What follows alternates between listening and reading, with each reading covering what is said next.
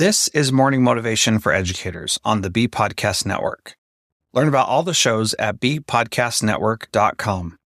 You'll hear from a variety of formal and informal educators who help put this podcast together.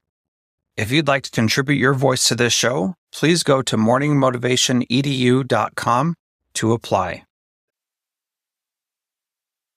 Welcome to Morning Motivation for Educators. I'm Danielle Nuhfer, a former teacher who knows firsthand how exhausting and overwhelming this work can be. After 20 years in the classroom and 2 bouts of burnout, I've found tools to help teachers not just survive but thrive. Teaching Well was created to help educators like you manage stress, find balance, and reconnect with the passion that brought you to teaching.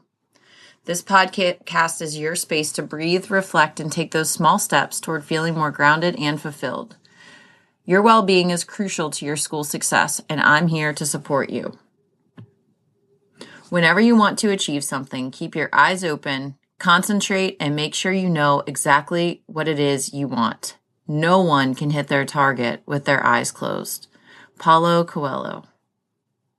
So often we extend ourselves and sometimes overextend ourselves at the cost of yet another obligation.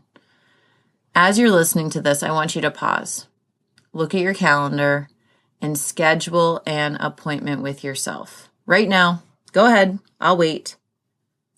Put it on your calendar because if it is there, you are far more likely to follow through or thoughtfully reschedule. If you never appear on your own calendar, this time will quietly slip through the cracks. Now, here is what this time is for. You are going to schedule time to think. You are going to schedule time to be. You are going to schedule time to reflect. You are going to schedule time to visualize. And then you are going to write one word down. And then you're going to move on with your respite. You can decide whether this happens over a few days, during one quiet morning, or at a coffee shop where you have space to breathe and think.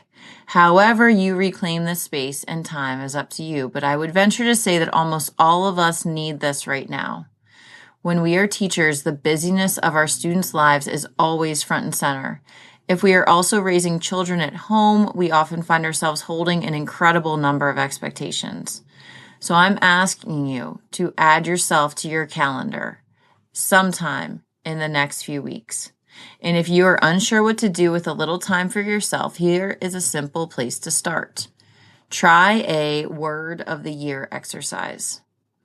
Doing this now gives you space to think about the upcoming calendar year and the second half of the school year. How do you want to feel for the rest of the school year? What do you want to prioritize in the year ahead? After years of making resolutions that often fade by February, I have found that choosing a word of the year is the antidote. This is a simple 3-step process that brings clarity without overwhelm or empty promises.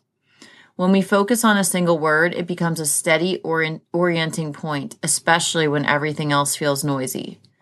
Set a timer for a couple minutes for each step. Step 1. List the things you want to peel away from the previous year. See if you notice any themes.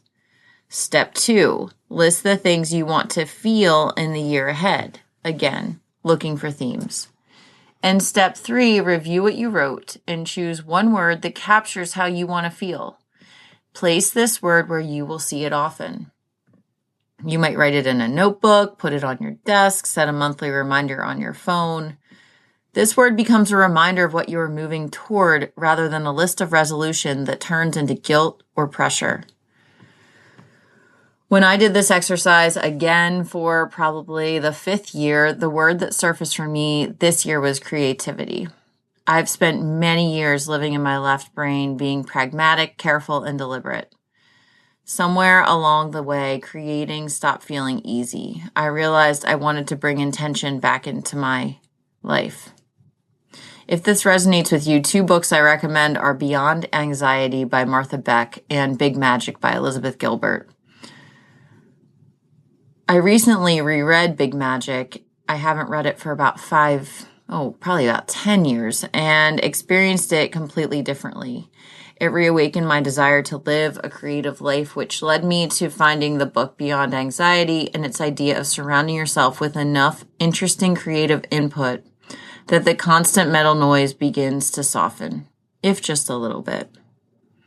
I will share my progress as the year unfolds, but I have already started projects I've been meaning to begin and restocked my art supplies.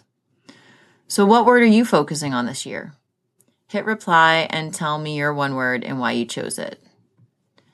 To teaching well and a year of creativity. If this idea resonates with you, I'd love for you to explore it more deeply. You can order my book, The Path of the Mindful Teacher, or join the waitlist for the next round of Meet the Mess with Mindfulness. Wherever we practice these ideas together in real time is a place for us to share and to grow and to learn. Find links for this training and other ways we can work together in the show notes. And remember, caring for yourself is the best way to care for your students.